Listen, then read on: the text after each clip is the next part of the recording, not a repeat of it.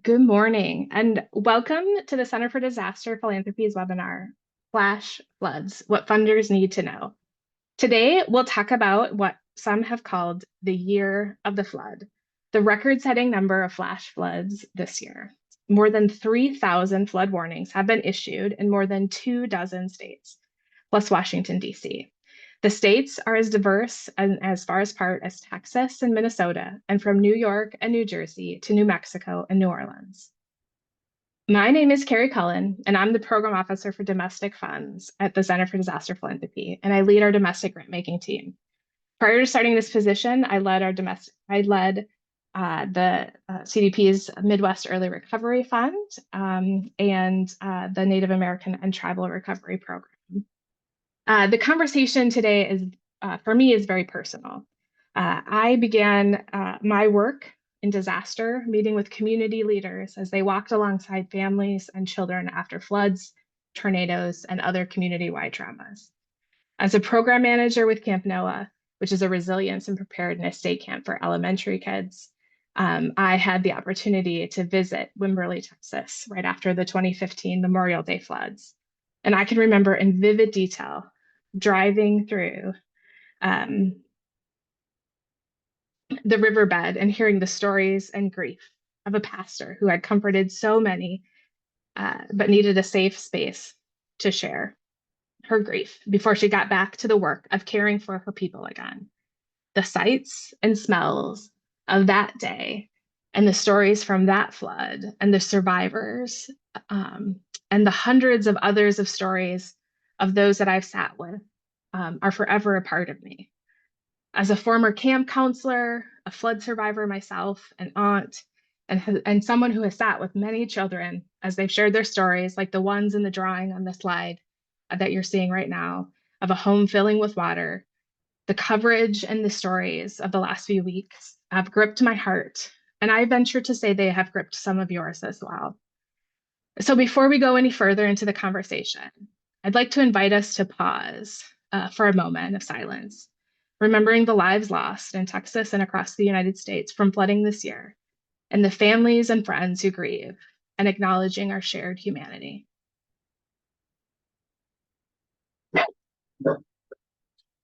Thank you for that. I hope that you will hear today in this conversation that while flooding can lead to long-term significant social, emotional, economic, and environmental impacts, there are actions that we can take to mitigate, prepare for, respond, and recover from flooding. That attending to social and emotional and spiritual care, as well as the built environment and staffing, people, infrastructure matters. I hope that you'll leave with an idea of how you can help and where you can turn to get the support you need. A few housekeeping notes before we get started. Live captioning is available now via Zoom. Click on the closed caption live transcript to access it. And these are available in multiple languages. We are recording this webinar, and it may be available on our website and YouTube channel later. When you leave the webinar, a short survey will pop up. Please complete this to help us improve our webinar offerings and better meet your needs in the future.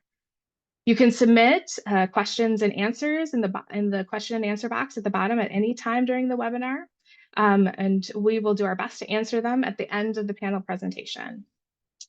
This webinar is co-sponsored by the Black Emergency Managers Association, the Council on Foundation, Giving Compass, National Voluntary Organizations Active in Disasters, Peak Grantmaking, Philanthropy New York, the Funders Network, United Philanthropy Forum. We just want to thank our sponsors very much. Your support enables us to reach a broader audience of funders. As we begin the webinar, CDP acknowledges that it works on the stolen lands of the many original peoples. We recognize that Indigenous peoples have been displaced and disenfranchised from their land by the socioeconomic and cultural impacts of colonialism and disasters. The erasure of Indigenous knowledge about how to care for these lands has caused environmental destruction and degradation. CDP is committed to the dismantling of ongoing legacies and systems and structures of settler colonialism and white supremacy and the connections to philanthropy today and in the future. Despite centuries of theft, violence, and murder, this still and always will be Indigenous land. Please join us in acknowledging the original people and their elders, the past, present, and future generations. At the end of this webinar, we hope that you will understand what makes flood recovery and preparedness different from other disasters, gain an increased awareness of the mental impacts of flooding, and understand how funders can support communities to prevent damage from floods and improve community recovery after a flood. So we want to take a moment to look at the results of the poll from the beginning. So the first question around flooding and its frequency in the United States, intensity and size, whether or not you agree. It looks like the majority fully agree or agree with that. And a couple of us on here even are in the aren't quite sure, don't agree with that category. So thank you for sharing your answers on that with us. The next question was around whether or not philanthropy and donors have a unique role in funding prevention and mitigation. And quite similarly, there's a lot here today that share this idea that there is a role, a unique role for us to play in this space, and some that are in the exploration space in that. So again, thank you for joining us, and we'll jump into the conversation, and hopefully we'll all come out with more learning.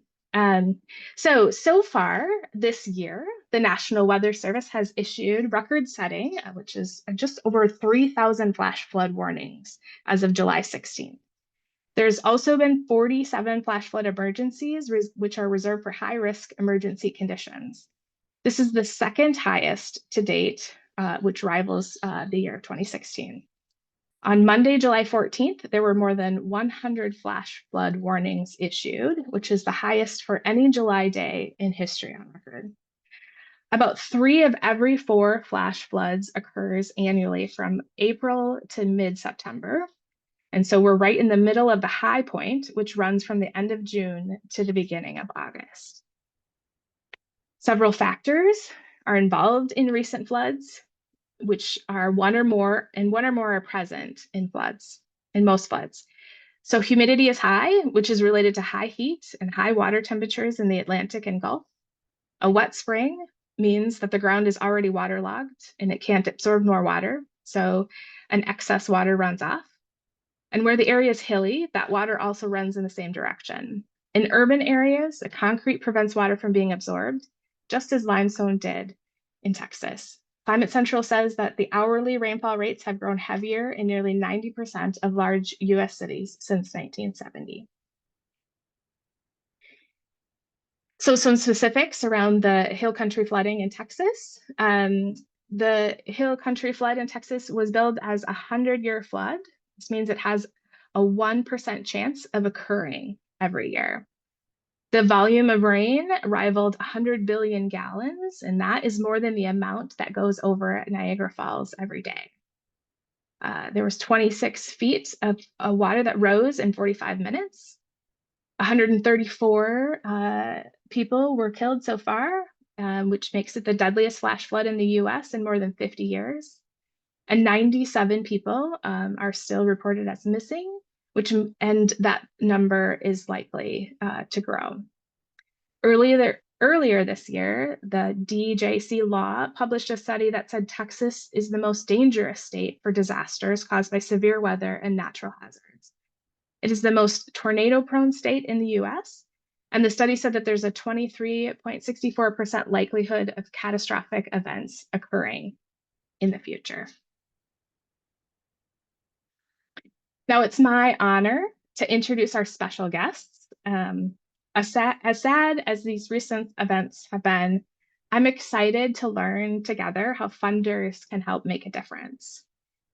Amy Carol Dominguez is the Director of Disaster Services for Vibrant Emotional Health, where she provides strategic oversight for responses, engagements, and advocacy in and around disaster behavioral health. Amy's 2-decade career has covered training in disaster behavioral health, private and public sector collaborations, strategic communication, and team management impacting more than 10 countries and 5 continents. She's a trainer, writer, and speaker, focusing on best practices in organizational leadership. Vibrant is a CDP grantee partner. Amy, thank you for joining us today and welcome. Fred Kaner leads the growth team at DAF Giving 360, which is responsible for partnering with donors, financial advisors, business partners, and charities to increase the impact of charitable giving in the United States. Fred brings over 25 years of financial services experience and a passion for disaster relief, encouraging donors to use their donor advised funds, or DAFs, as an effective and efficient tool to support both immediate and long-term recovery efforts. DAF Giving 360 is a CDP client through our advisory services. Thank you, Fred, for joining us today. And Melissa Roberts is the founder and executive director of the American Flood Coalition, a nonpartisan coalition dedicated to advancing innovative solutions to the country's toughest adaptation challenges. Melissa brings a deep experience on flooding issues and multi-hazard resilience by leading AFC's work across all levels of government. Prior to her current role, Melissa was the director of strategy at First Street Foundation and an engagement manager at McKinsey & Company. Melissa and her team have been great partners to our grant making team at CDP. So thank you so much, Melissa, for joining us today. Welcome to each of you, and we're grateful for your expertise that you'll be sharing. We're actually going to send the first question to Amy. So Amy, it seems that every disaster has a different sort of timeline for recovery, especially for affected individuals. What is typical for flooding, and what might be unique for Texas or New Mexico? Yeah, no, thank you for the question. So as you noted, everybody is different. Every community is different. The generalizations I'm about to make are just trends that we have seen over the course of the 20 years that we've been doing this work. Um, what you will experience kind of in the first 30 days after a disaster is what we're seeing right now. Influx of organizations that are seeking to help, a specific focus on donating items, money. There's a high energy that comes into the organization. So it's similarly, people who are responding to disasters and communities have this kind of adrenaline in their bodies and in the kind of rhythm of the community as they respond. As we head into kind of 60, 90 days after an event, you will begin to experience, and people tend to, in those moments, they begin to experience what we would call as psychosomatic stress symptoms. So, um, lack of sleep, irritability, nausea, potential signs of depression. And it's really when that adrenaline rush, and it makes sense if we talk about it, begins to kind of dissipate, we begin to really face the reality of the pain of the loss. And that is when we start seeing frontline workers, first responders, really going into places of burnout and compassion fatigue. We see those are the moments when we end up having, in our experience, pulling people off of the field to recuperate because they become manic at times. And I think it's really important to recognize that flooding is unique because of the cause of flooding is totally common in our day to day. So rain and water is a daily part of our lives, so that those triggers, those activators, as we're calling them, are more frequent for people. So the support and care that comes in designing support um, has some nuance to it that I think is really important to call out. And in addition, we have this framework that our team uses quite often called the model for adaptive response in complex cyclic disasters. And in that model, which I believe is being shared, you'll note that there's some approaches to caring for people based on the role that they have in the community, the number of events that they are enduring, and some of their foundational challenges that they may be facing. And when we look at communities like Care County and in New Mexico, we're looking at areas that are not dissimilar to Asheville, where there is tourism, which is a part of this ecosystem of function, and not having seeing that like 75% of the people who have lost their lives there were actually not from the area. There's a gap of grieving that needs to be addressed as well. So I'll stop there, but Thank you, Amy. I always appreciate how you help us see how multidimensional these disasters are on all parts of ourselves as individuals and our communities and our society. So thank you for sharing that. Fred, we're going to turn to you with the next question. DAF Giving 360 has increasingly focused on disasters over the past several years. Why is it important to you? And how can DAF donors be ready to help after a disaster? Uh, Thank you for the question, and thank you for letting me join you here today. We have seen, as everybody on the call has, this steady cadence and growth of these disasters, and we've also seen a corresponding steady growth in the desire for our donors to really rise to the occasion and find a way to offer their support as much as possible, as quickly as possible, and with the greatest impact that they can. We've seen that using a donor advised fund or vehicles like donor advised funds empower these donors to give in a way where they've already previously put resources aside for charitable giving. And they have sort of both those that they support on an ongoing basis, their alma mater, their house of worship, what have you, but they also demonstrate their commitment to ad hoc needs to provide significant levels of support to things like these disasters when they occur. And that makes this type of vehicle really an effective way for them to address those needs on an immediate basis. So we've seen that more and more people are directing more and more of their charitable assets to support relief and recovery efforts around events such as the Texas floods as they occur. We are incredibly lucky to have the opportunity to sorry for the dog noise in the background, have the opportunity to partner with CDP and provide a list of vetted charities and organizations to individuals that are really committed, that provide boots on the ground service as quickly as possible. So the answer is we basically make that available to them through our platform in conjunction with our partnership with CDP. We often encourage them to not designate those gifts, make them open-ended where the need is greatest so that these organizations and charities can provide the support that they need and have the alacrity and flexibility to do so as quickly as possible.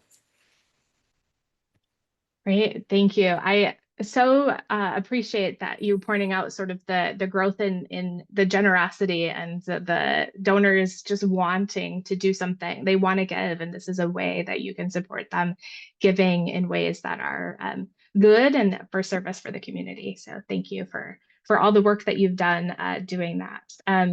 Melissa, the next question is for you. How can philanthropic investment impact communities the most in disaster settings?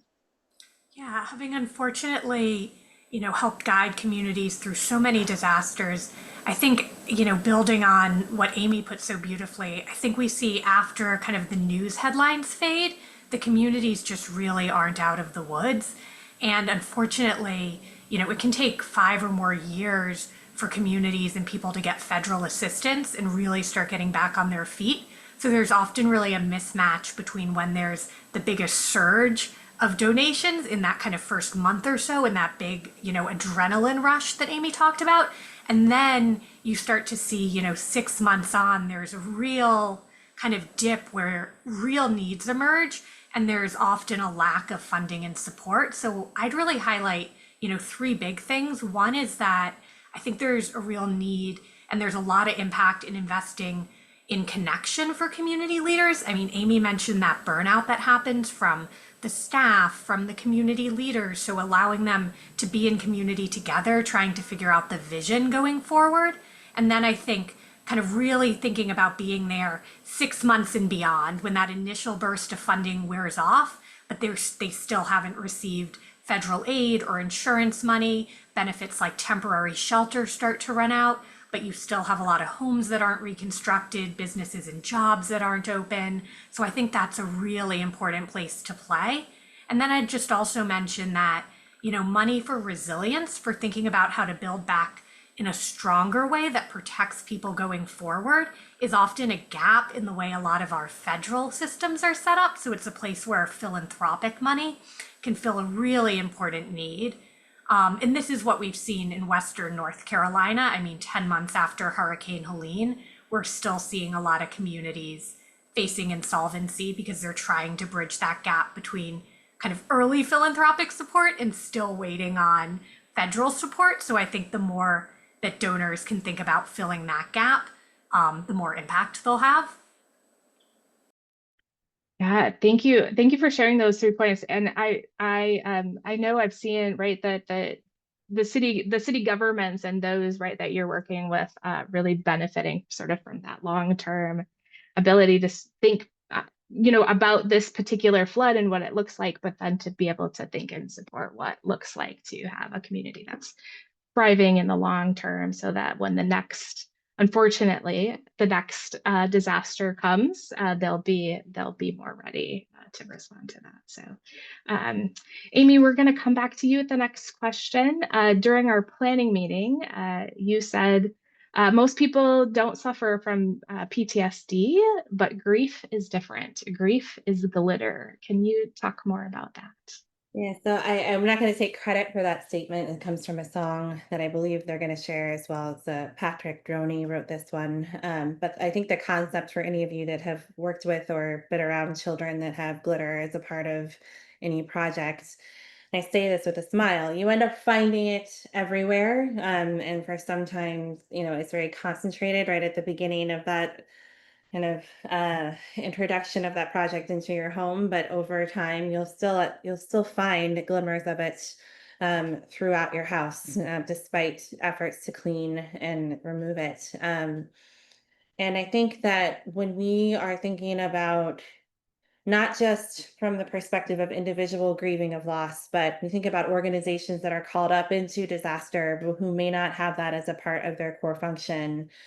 The sunsetting of that rhythm and cadence is probably one of the most poignant points of grief that I have seen in my history of working in this field, where you see leaders that build up amazing efforts and initiatives to respond and encourage, but in kind of the time where they need to move into that mid to long term space where that the energy is different, the focus is equally as important, but that support that is coming either financially, via media, even from the board at times, begins to wane, and people begin to ask the typical questions of results and expectations.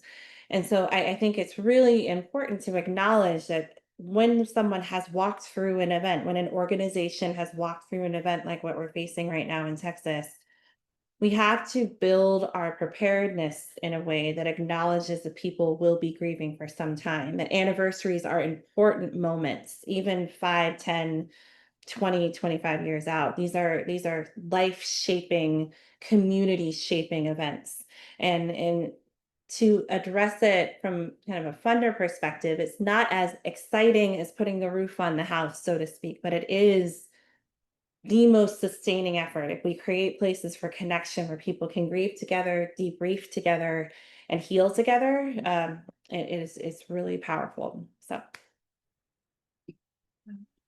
Thank you, Amy, for that reminder. I live in a community that has, still marks the 20-year and the 25-year, the 30-year after significant flooding, and really appreciate those opportunities to do that together. So, Melissa, recent floods have affected both rural and urban communities.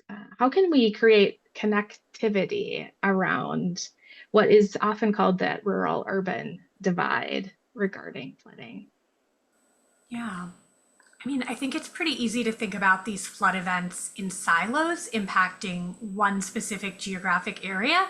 But I think we all know, unfortunately, water doesn't respect jurisdictional boundaries. So when we take a step back and really look at the watershed level, it becomes really clear how rural and urban areas are connected. And when we think about where we can invest before disasters strike to try to lessen their impact and protect people's lives and livelihoods, there's some really interesting approaches here. We've been doing a lot of work in Iowa on this issue, where we have 2 farm pilots where they're practicing multi-cropping. So farmers are looking at planting 2 crops in one field during the same growing system. So it doubles the root system, and those roots can hold a lot more water.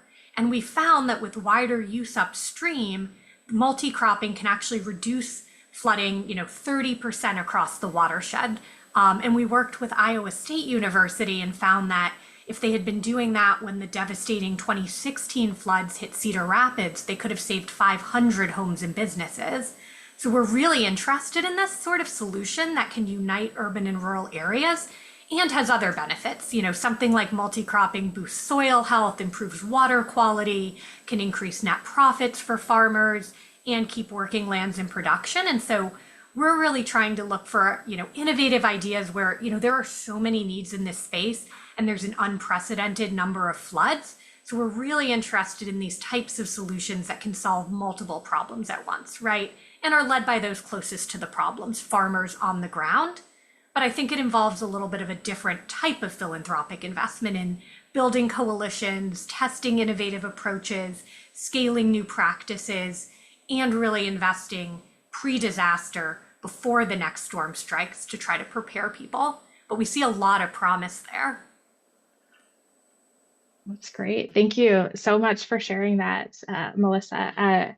Really appreciate that, and appreciate how this conversation is also showing us sort of the both and, right? That we need to both think about what it looks like to respond as these events are occurring, and think about what it looks like for us to really prepare for and be using our philanthropic dollars in this preparedness and mitigation space around that. So, Fred, the next question is for you. What recommendations do you have for funders, and maybe generally, like funders generally, or specifically the DAF holders that you work with, when deciding what to support after a disaster?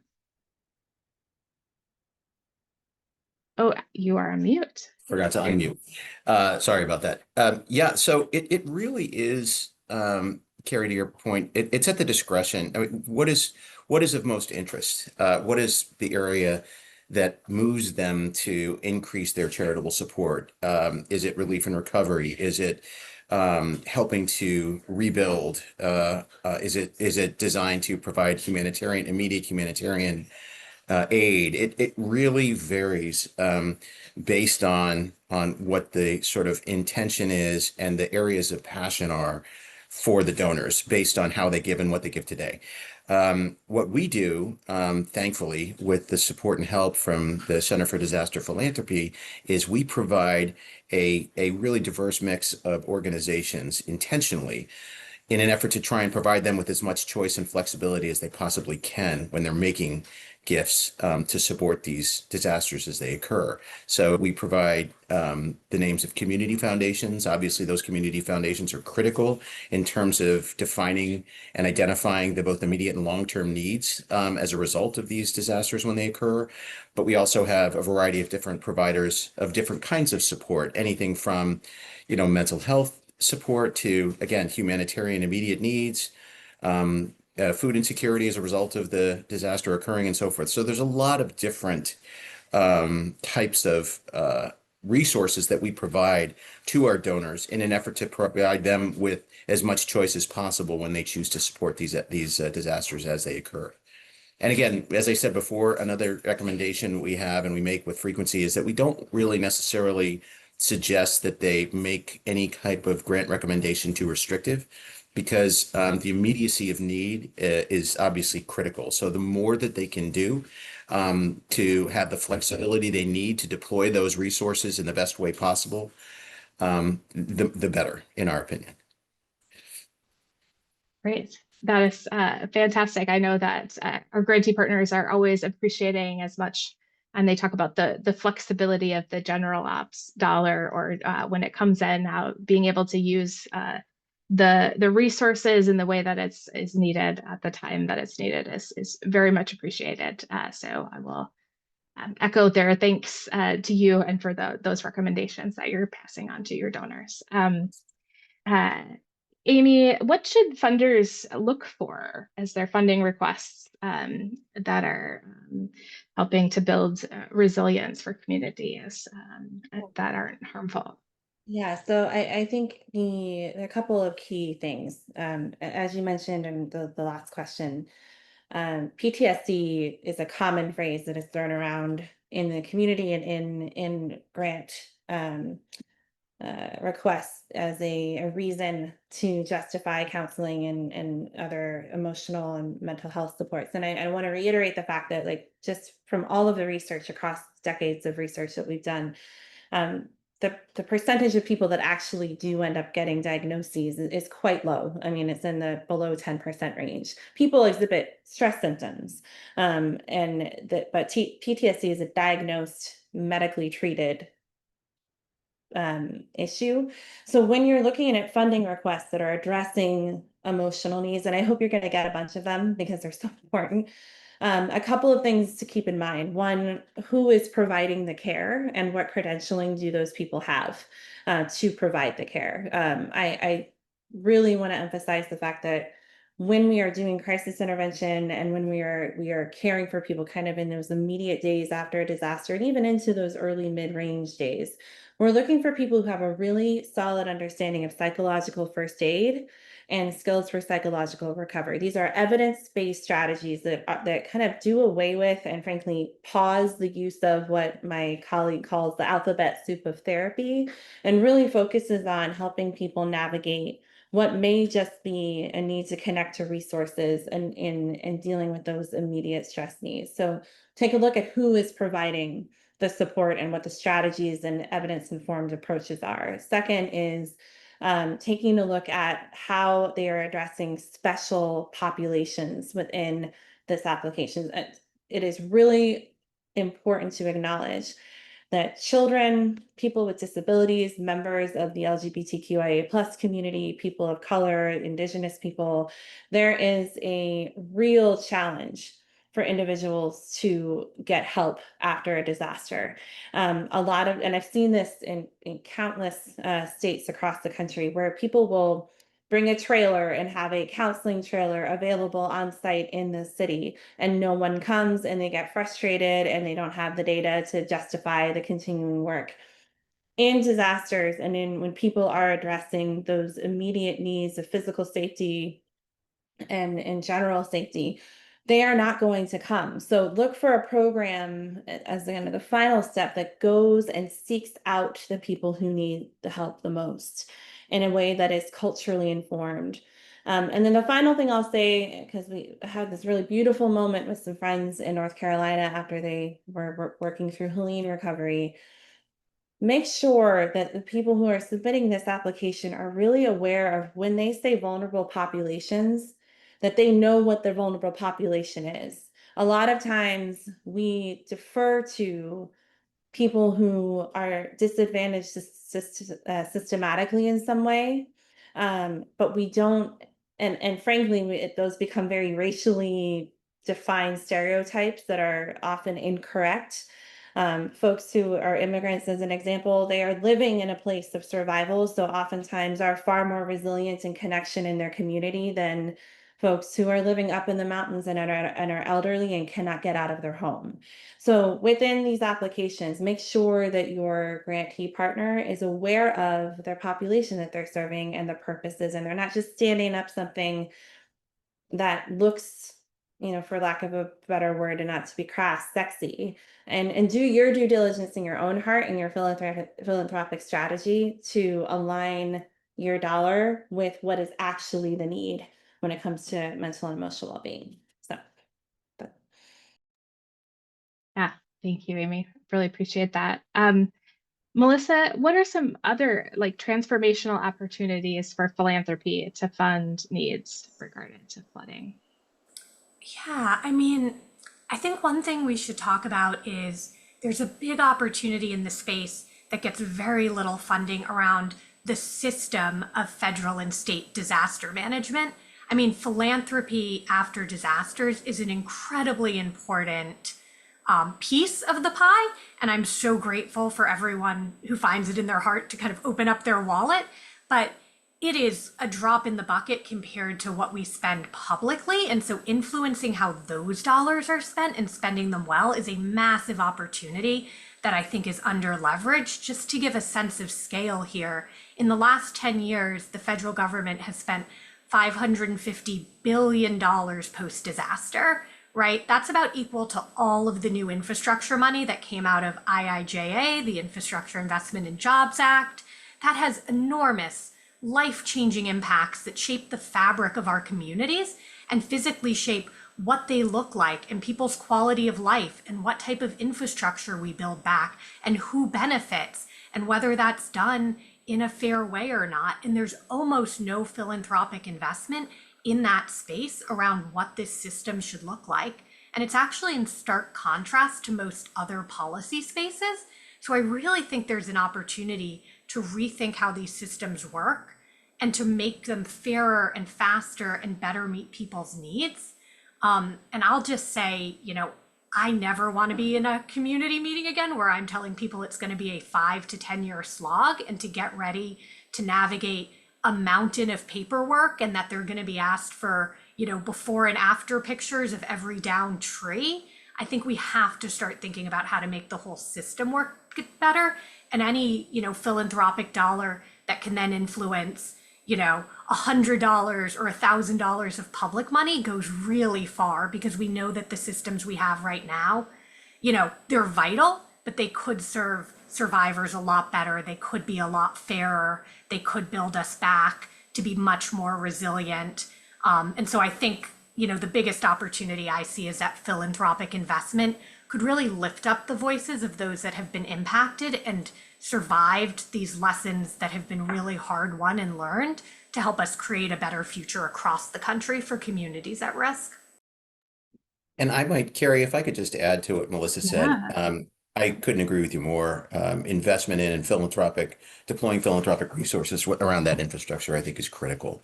I also think that that there is an opportunity for people to consider when they're funding or providing relief and recovery support for these disasters when they incur, to Melissa's point, that there's that immediate hit, but there's always that long-term need.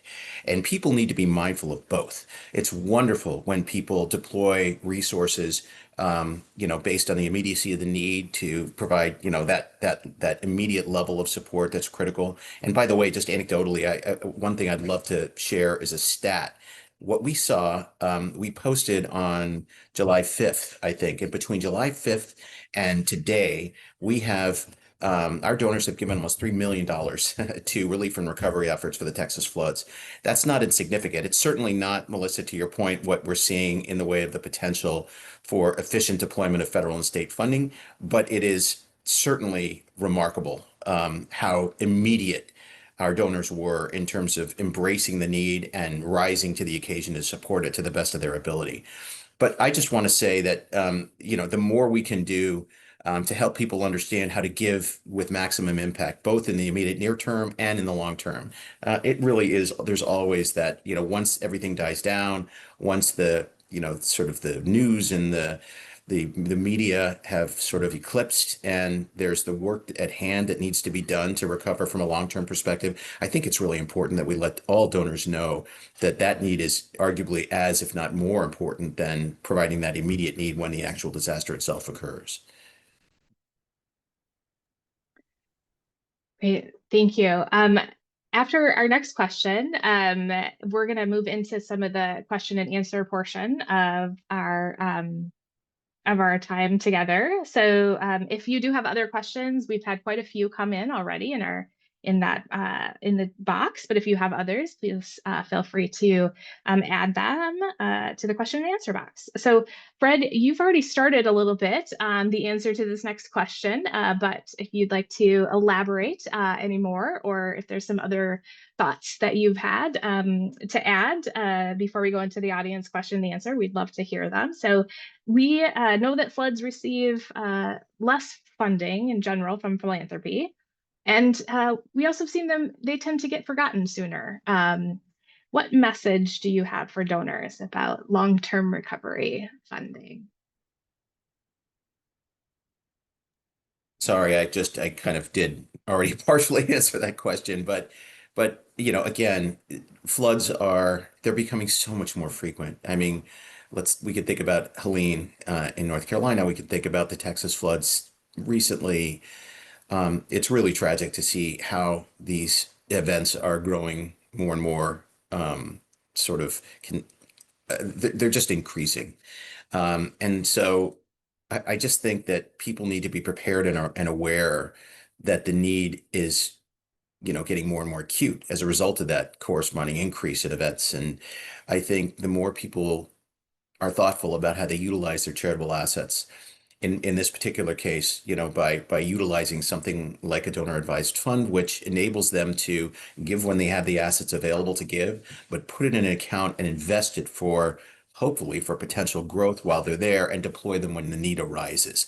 So they have the ability and the flexibility to give both their ongoing philanthropic areas which interest them, but to provide relief and recovery when these events occur. So I would just suggest that being as thoughtful and strategic as possible when setting aside charitable assets, when you have them to contribute, but doing it in a way which makes them available both on an immediate short-term basis, but over the long haul, is an incredibly important thing to do. Less restrictive, have the confidence and the knowledge that these organizations, in the case of the disasters when they occur, when we partner with CDP, these organizations are vetted. They are identified for funding because they are delivering outstanding, exceptional service to the people that need that support when they occur. So you don't need to put, at least in our recommendation is, there's really not a need to put any sort of prohibitive restrictions or identify a very linear specific cause when making a grant recommendation to these organizations. Have the confidence in what they do, and provide them with maximum flexibility in the support that you offer. But that would be my suggestion. And then again, there are a number of different organizations that provide different levels of support and different kinds of support. There's also community foundations, and the community foundations are extraordinary. They really have the deep knowledge of what the needs are in the community, both overall, but when these disasters occur, how they would recommend deploying resources in a way that's going to have maximum impact on the people that are victims, and have confidence in those organizations because they really do an extraordinary job within their communities. Yeah, thank you for sharing that. I too am a big fan of community foundations, and find them to be a great first or second, at least, connection with communities after a disaster, to find out sort of where the needs are and what is happening. And they're just a fantastic space and people to work with. So thank you for bringing that to our attention today. So we did receive several questions before the webinar, and I'm going to work through that list, as well as the questions that have come in the question and answer box. We've covered a lot of ground already today. We're going to see if we can cover quite a bit more in the next few minutes here. As a reminder, CDP webinars aim to provide education for the philanthropic community. So while all are welcome to pose a question, we're going to first focus on those addressing donor issues. Melissa, I'm going to pass a question to you first. We can make dollars go further. How can we make dollars go further if we address multiple needs? Yeah, we're trying to think a lot about, there are so many good causes and so much need. So we're also trying to think a lot about how you can do multiple things at once. So I think, the multi-cropping pilots I talked about were one area where you can get better water quality, support farmers, and reduce flooding. But we're also looking at, things like early warning systems. We want to be thinking about those not just for flood, but those are the same systems that can help protect against wildfire, help with tornado and earthquake. So we're really trying to be thoughtful about places where there are things that can solve multiple solutions, because the costs can sometimes seem high if it's just one hazard that you're, working with. But if you're thinking about it in the context of multiple hazards, it just goes a lot further. We also think about stuff like nature-based solutions, where you might be able to create a stormwater park that can hold water and reduce flooding in the neighborhood, but also serves as green space and a place where the community can come together and play and make transit easier. So we're really looking to find those things where your dollar can solve multiple problems. And I think that's something that's really good to look for, especially when needs are just increasing as they are now. Uh, thank you. Brett, I'm going to actually go into the question and answer box, and a question for you from somebody who's a city emergency manager. They're thinking about funding possibilities and partnerships with foundations and higher education. So they have great close relationships with large corporations. Oh, and then the question moved on me. Hold on just a second. Do they, what role do you see for the private sector to fill funding and support gaps for communities? Keep on forgetting to unmute. So I'm sorry, Carrie, could you repeat the question? I heard higher education, but then I heard private sector. What is the opportunity for Yeah, private sector? yeah, I think so. That's essentially the question. So, what role do you see for the private sector as we're thinking about filling that support gap for communities? Yeah, so I see. So in other words, private donors as opposed to more public. Yeah, Yeah. the private sector is, there's so much happening right now. There's a contraction of federal aid in a number of cases. There is, an uncertainty in what nonprofits, large and small, have depended on for so many years with respect to, consistent ongoing support both from the federal and state levels. And what I see is that there is a tremendous opportunity for organizations like donor advised funds to engage its donors and support nonprofits in trying to help them engage with these types of structures that facilitate the ability for individual and family donors to support them in their efforts when they see that contraction or they see that lack of consistency that they once had with respect to more institutional support. So I see an opportunity, Carrie, in answer to your question, for nonprofits to consider expanding and broadening who they engage with and how, because there's a lot of resources out there. There are a lot of incredibly generous donors, and it's just a matter of finding a way to engage the two and promote and communicate the great work that these nonprofits are doing to the people that are there and ready to support it in whatever way they can. If that makes sense. Yeah, great. Thank you. And I might kind of flip that question just a little bit and send it to you, Melissa, in terms of, right, we all know that the federal landscape is changing. How should funders think about their role in that environment as it is changing? Yeah, I mean, the first thing I would say is the federal environment is changing. We should think about who has a voice in that change.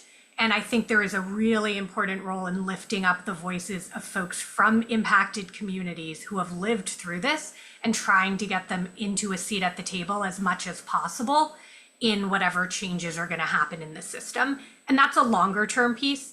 So, but I just put it out there that I think that's critically important. The second piece I'll say is in the immediate term, I'm also concerned about, changes in dollar flows, changes in staffing. I know that's having a big impact on all the communities we work with. So a couple things I'd say, we're advising the communities we work with to really think about mutual aid agreements.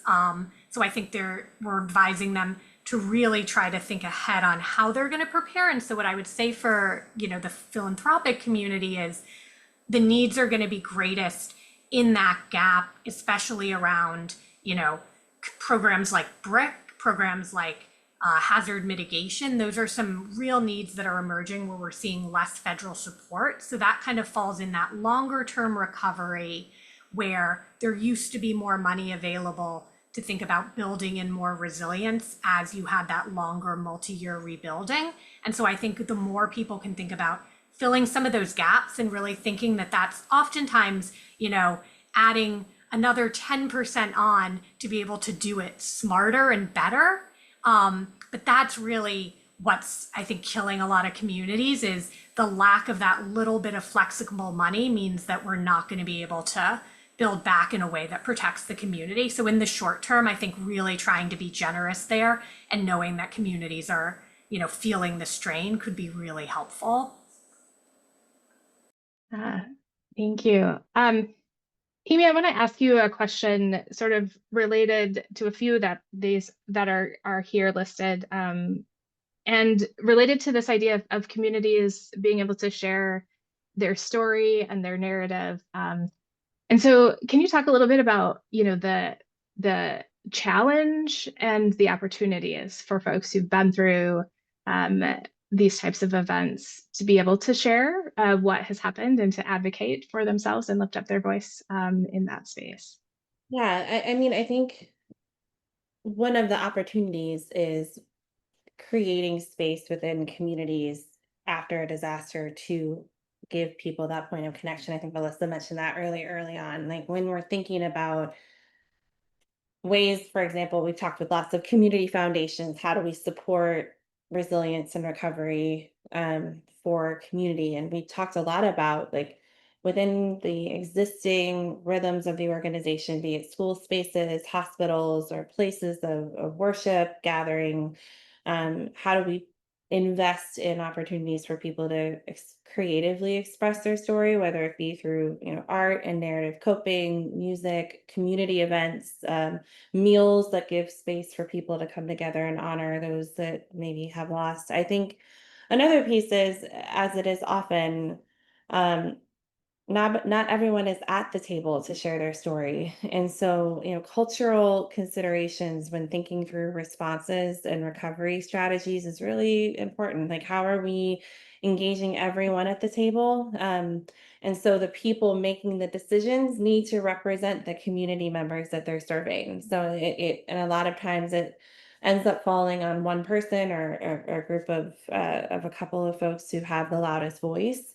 But I think if there's an understanding of that, then we can kind of diversify how folks are being heard. And honestly, one of the greatest challenges that community foundations face in funding after these moments is that influx of money that is often earmarked accordingly, very specifically, gets trapped, and there's not enough nonprofits doing very specific work that is designated according to. So there, in that kind of philanthropic strategy place where folks are making those decisions, really being intentional about creating those moments for folks to express what they've walked through together, create beauty out of those moments of pain, and give everyone at the table an opportunity to be a part of the story of their community. So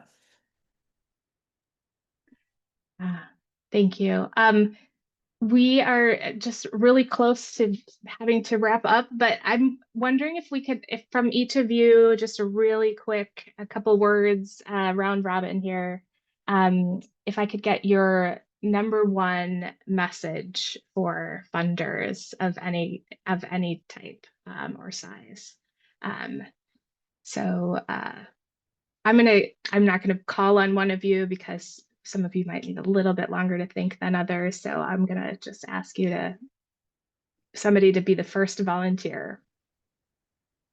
I'll just say this: be in a place of wonder of what creating space for healing can look like. Get excited, strategically excited about investing in people's well-being in the long term as a point of recovery and resilience. Despite the implications of uh, how not exciting that might be, the long-term victories of individuals brings light and hope is what sustains us through these moments. So get excited about investing in hope. I couldn't agree with what you just said more, Amy. I think for funders, these events, when they occur, I think we would all agree they have an impact on all of us. Some maybe not firsthand, but all are moved by the impact that this had on those that are impacted firsthand. And I think that there is, and many funders probably feel, boy, I wish I could do something. I really wish I could help. They can. They can by supporting the people that are in greatest need, and they can do so. They need to understand that, but for their generosity, these people would suffer so much more. So give as generously as possible. Identify an area of passion or particular interest that really moves them and motivates them to support these people, whatever that area is, and give generously. And give with a lens of not only the immediate near term, but the long-term need for recovery, so that they really are truly making a difference, and they can play a vital role in helping individuals, families, communities, and everyone that's impacted by these disasters when they occur. That'd be my 2 cents. Yeah. No, I love what you both said, and Fred, building on what you said, I mean, give generously, and we've got to be there for these communities through the long haul when the initial support wears off. And I just think out of these disasters, we've got to think about architecting a better system so that going forward, there's less pain and less damage. And we've got to think about, like, we truly have the ability and are in a moment where we can think of a different system for disasters and adaptation in this country. And we've got to be motivated by the pain we've seen to say that we don't want to keep seeing this. And there is so much opportunity to make things better. And I'm motivated every day by that. And I'm so grateful for everyone who's funding that and working on it. You're here. Yeah. And, I will add for me, and this conversation again was another one of those points, is that there are amazing people that are working on this, and that it's time for us once again to affirm that we don't want to work in silos, that we need to be working together. Funders need to be working together in collaboration and connection on these spaces, not only with each other, but also with organizations that are working on this on the front lines as well, so that all funders are disaster funders, and all of us are working in step together, because that is the connection that we need as well. So thank you to all of you for such a great discussion. We're going to provide the audience with a few actionable steps from the conversation. First, reducing impact starts with preparedness. While floods may never disappear, philanthropy can significantly reduce the negative impacts and harm. We can work with community members and all levels of government to increase funding for mitigation and adaptation. Grief is glitter. We are all affected by the events in Texas on July 4th and other flash floods closer to home. As they increase, they will also impact our emotions. Allow yourself to recognize and sit with those feelings, and reach out for help when you need it. Address the rural and urban divide. As floods expand, one flood may hit both urban and rural areas. Regardless, there is a significant connection between the two. Actions by metropolitan areas to build levees can cause rural areas to flood. Farmers engaging in multi-cropping can significantly reduce damages in urban areas. Make sure that planning includes people representing both geographies. This webinar is just one of CDP's many education and knowledge offerings. We provide weekly disaster updates, comprehensive disaster profiles, and issue insights covering the United States and international disaster topics. We also have special research reports relevant to disaster philanthropy. Our expert advisory services team can partner with donors who seek to customize assistance with disaster giving strategies. Beyond those expert resources, you can visit our website to learn more about our collaborative funds, including our Disaster Recovery Fund, which can help donors invest in Texas and other severe weather and other hazards across the United States. The Center for Disaster Philanthropy's website is disasterphilanthropy.org. And I'm afraid that that is all the time that we have for today. I want to thank our co-sponsors and Amy and Brett and Melissa for this great conversation. We'd ask you to please take a moment to complete the post-webinar survey and let us know what you liked and what you would like to see in future webinars. It'll pop up automatically when you exit today.